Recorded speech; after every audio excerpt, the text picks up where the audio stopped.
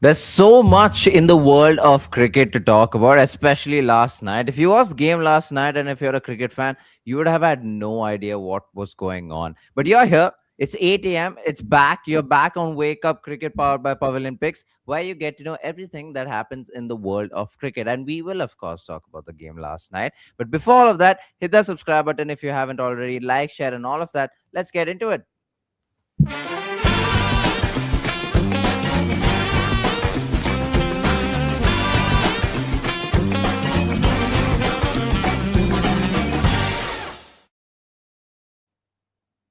Well, we most definitely want a full idea about what happened yesterday and what is to follow today. So, full analysis, let's begin with that. MI versus RCB. Salt and Patidar power RCB past Mumbai. The toss is crucial in night matches at Wankhede Stadium, with a true flat pitch and dew giving the chasing side a significant advantage.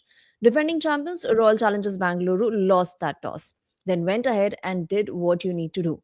Score the highest IPL score at the ground, 240, and defended with considerable ease. Phil Salt and Rajat Patidar set RCB up with knocks of 78 of 36 and 53 of 20. Patidar's fastest 50. The duo hit a hat trick of sixes once each, with Salt also taking three fours in a row. A total of 11 sixes and 10 fours flew off their bats, resulting in RCB chants at Mumbai Indians' home ground. Between them, they compensated for Virat Kohli, who himself didn't seem too pleased with his 50 of 38, even as the other end kept producing big runs.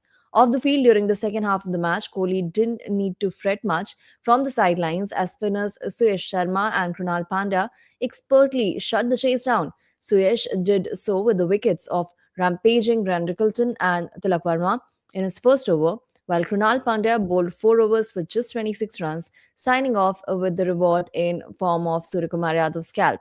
The RCB spinners bowled 8 overs for 73 runs and 3 big wickets as Mumbai Indians' two spinners conceded 83 in 6 overs. Now, I gave the intro as such because if you were watching yesterday's game, it was one of the slowest T20I games T20I. It was the slowest T20 games you would have ever seen. First of all, so many runs scored, which is great. Which is great if it happens once in a week, but when it starts happening every day, you start getting bored of it. Then you start feeling bad for the bowlers, and then you want a balance contest.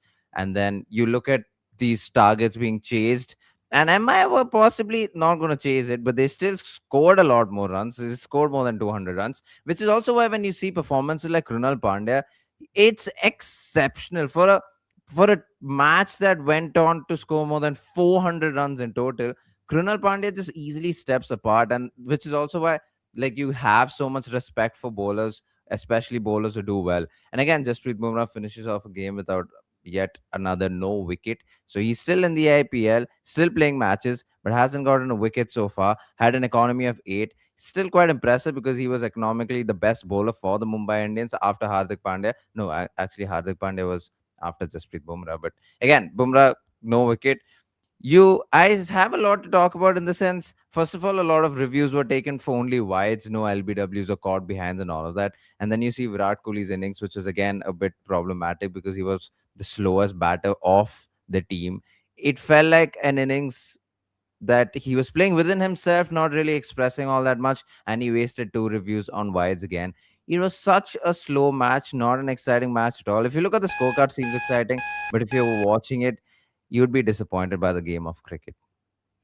And your expression sums it all up. Moving on to the other game, that is GT, that involved GT. Prasidh Butler set up comfortable win for Gujarat Titans. Prasidh Krishna is beginning to make a mark at IPL 2026.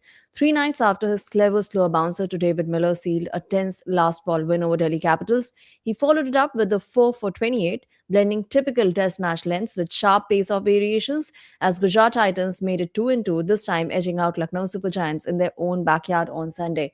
Mohammad Siraj and Ashok Sharma were just as vital as the two ends of LSG's innings, striking early and closing things out respectively.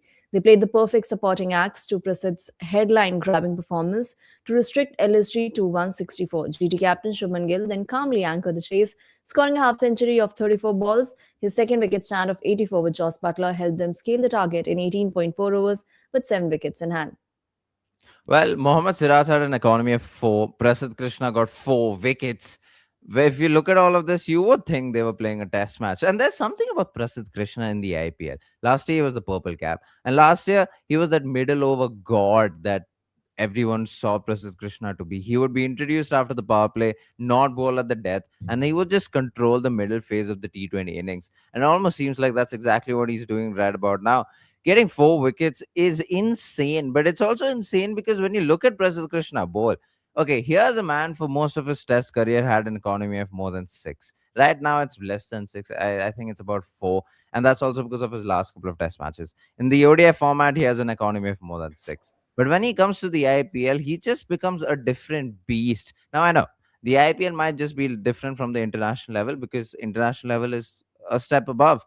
But still, you have international stars playing in the IPL. You have these youngsters off the Indian circuit who want to take bowlers apart. Yet Prasidh Krishna just keeps standing out. And there's something about how consistent he is, which is very ironic because I don't know the last time people used the word consistent with him and in the test format. And then you have Mohammad Siraj, who again, he's been very impressive in this IPL. To have an economy of 4.75 is no joke. And it's good that Josh Butler is not carrying the form that he is. Man, I'm so salty today. But I'm glad that Josh Butler is not carrying the form he is from the World Cup. And hopefully, for Gujarat Titans' sake, he continues batting in the way he is because he needs to be performing if Sai Sudarshan and Shubman Gill aren't giving Gujarat Titans the start that they got last year.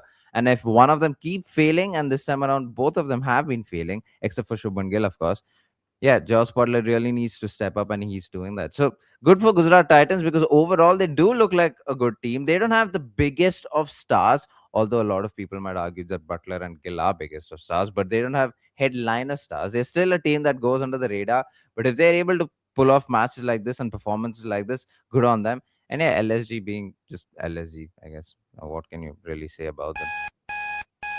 Look at you, calling the India captain not one of the biggest stars. Come on, don't be so salty. Moving on to another controversy, one that Ashwin generated, of course, being the first one. RR manager Bhinder caught on camera using mobile phone in the team dugout. Rumi Bhinder, who has led multiple positions in Rajasthan Royals backroom since the start of IPL 2008, has courted controversy after TV cameras caught him using mobile phone in the team dugout during the IPL 2026 match against Royal Challengers Bangalore in Guwahati on Friday. Bhinder has so far not been charged with the breach of the IPL's code of conduct. BCCI Secretary Devajit Saikia, though, told PTI that the board would be reviewing the video footage and gathering evidence before reaching any conclusion. He added, "We need to thoroughly examine where exactly the event happened and whether the phone was used. We will conduct an internal examination before reaching a logical conclusion."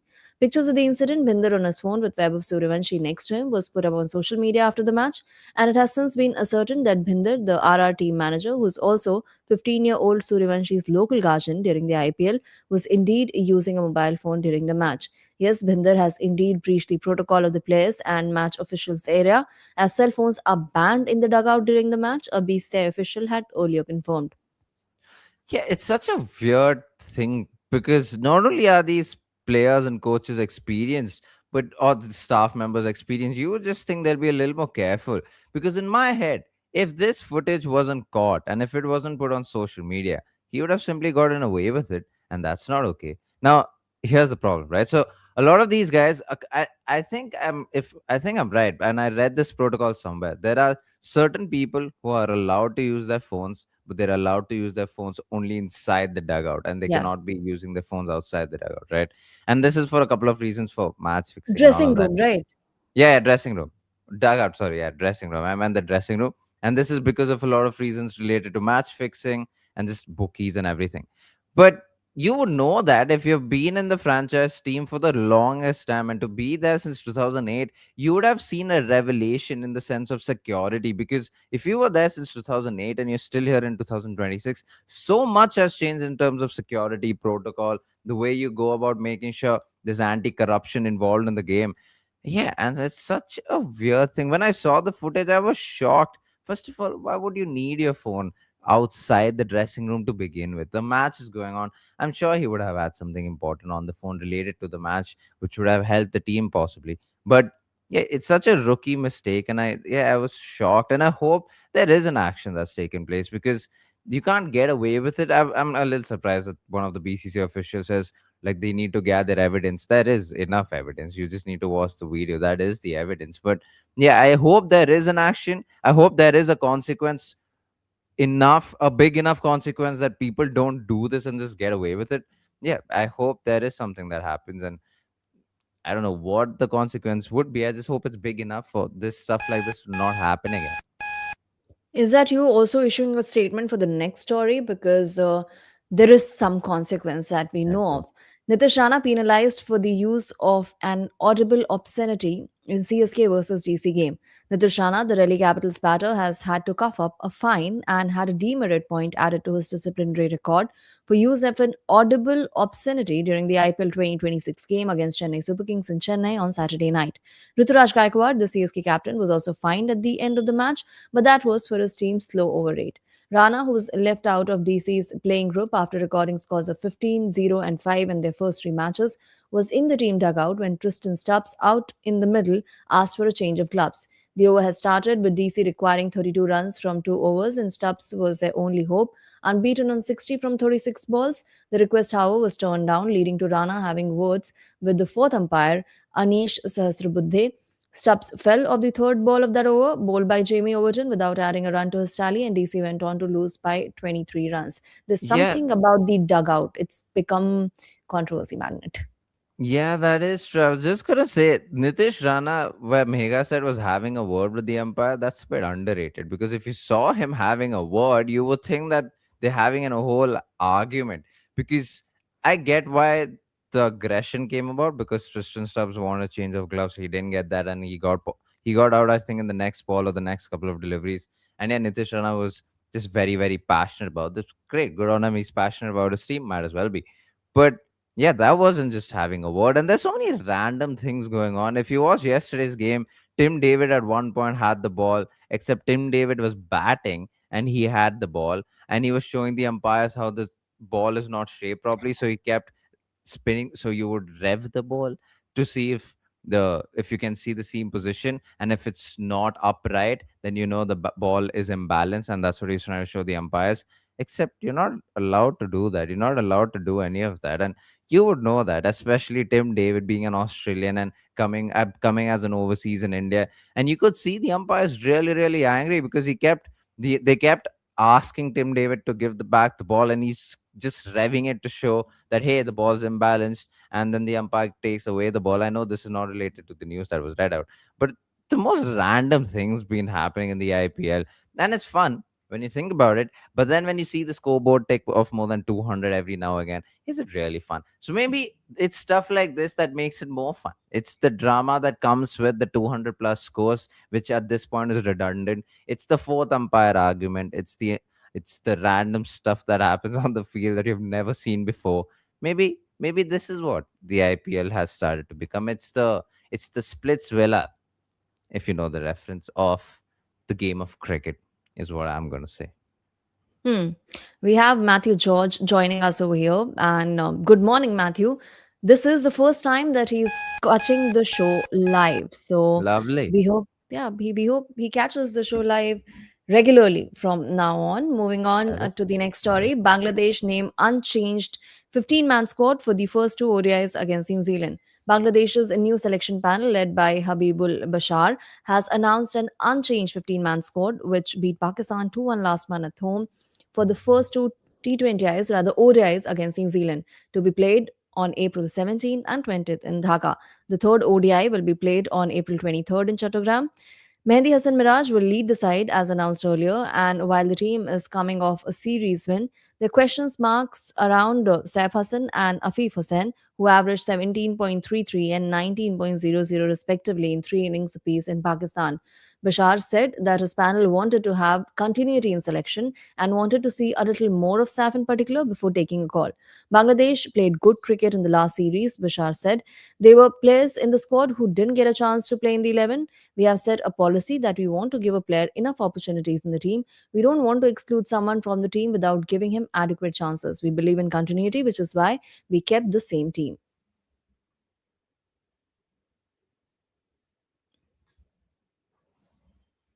Well, you are on mute. Of course, I'm mute. Good lord. Now, if you look at this, I apologize. If you look at the record between New Zealand and Bangladesh, New Zealand are, of course, a superior team. But the superiority is like lasts for a very long time, because the last time Bangladesh won ODI against New Zealand was in 2023, one ODI. But before that, oh, interestingly, the last time they also played an ODI was in 2023 or 2025, Feb of 2025, where it would have been the Champions Trophy, right? Now, before 2023, though, when Bangladesh did win, the last time they did win against New Zealand was in 2017. Since then, they've lost quite a bit. And yeah, they, of course, don't have the best of records. They did have a couple of wins in 2010, where Bangladesh was a dominant side and they you could beat a lot of teams. And 3 years before that, they also won against India in the 2020, 2007 World Cup. But yeah, Bangladesh are coming off a win, and they a lot's happened in Bangladesh cricket. There's been a change of director, there's been a change of president, there's evidently been a change of captain. So a lot's happened, and for their sake, you would hope that even if I mean, I'm sure they are optimistic and they would think that they can beat New Zealand. And I hope I'm wrong for their sake. But even if they can't beat New Zealand, I would hope that they get performances in and Mehdi Hasan as captain steps up. You would hope that there is proper tactical gameplay in the way he captains, especially in the ODI format, because if you don't have tactical brain, the format can just drag you along with you and not make you win matches. And the entire format can feel like a drag if you don't know what's going on. And hopefully, for Bangladesh's sake, the captain can step up, the entire team can step up, and they can possibly win a series against New Zealand. And that would be historic because it's been a while since they've won a series against New Zealand. So, yeah, hopefully, for the sake of Bangladesh, they can do something magical. And it's been some time when in Bangladesh cricket has been talked about, so that That's would help true, for yes. sure. Now we Yes. move on to the meme. Ashwin, tell us what it is about. Well, both of us are in the same boat if you don't know what the meme is about. So you'll see the meme in front of you. Now, Praatibh selected this meme, and I'm a little confused. So either Rutherford is saluting MS Dhoni because MS Dhoni is able to finish matches for the CSK, because Rutherford yesterday had a fantastic knock, scored 71 of 31, a striker of 230. Yet Mumbai Indians were on the losing end. A striker of 230 after scoring 70 runs is no joke at all. But yeah, Mumbai Indians weren't able to win this, and I think the meme is about that. How MS Dhoni's done this time and again for the Chennai Super Kings. He has been able to, or was able to, finish off games for his team from impossible situations, and Rutherford yesterday wasn't able to. He scored a lot of runs in the last 2 overs when the game was almost out of hand, and was out of hand, and evidently out of hand because Mumbai Indians did lose. But I think that's what the meme is about. I was a little confused myself when I saw it, and I couldn't interpret it because my man who selected the meme was asleep, so I didn't really want to disturb him. But yeah, I think that's what the meme is about. How he could have had a striker of 230, which he did. He scored 71, which he did. Yet Mumbai were on the losing end. But then when you look at finishers like MS Dhoni, it's no joke finishing off the game, which is also why he salutes the man. All right, Megha, do you have we? Oh, do you have anything more to say? I was going to move on from the meme, but do you have anything more to say about the meme? Well, you've kind of explained it with the caveat that you don't exactly know what the intention was behind the meme, but from the looks of it, it has to be that MS only finishing off games for his team, and it's not a cakewalk even in today's day and age where the run scoring has gone a notch up, and obviously the strike rate was phenomenal for Rutherford, but just not he was just not able to do it. That's true. Talking about strike rates, today will be a fantastic game. It's going to be the Sunrisers Hyderabad versus the Rajasthan Royals. You already know the explosiveness in the Sunrisers camp, but you know the run of form Rajasthan Royals have been, and they beat the Mumbai Indians, they beat the RCB. They've been in fantastic form, which is also why you got to watch out for today's game, and then come back tomorrow at 8 a.m. for us to dissect and talk about everything that's happened in the world of cricket, because you will come back to Wake Up Cricket, powered by Pavilion Picks. See you guys tomorrow. Peace.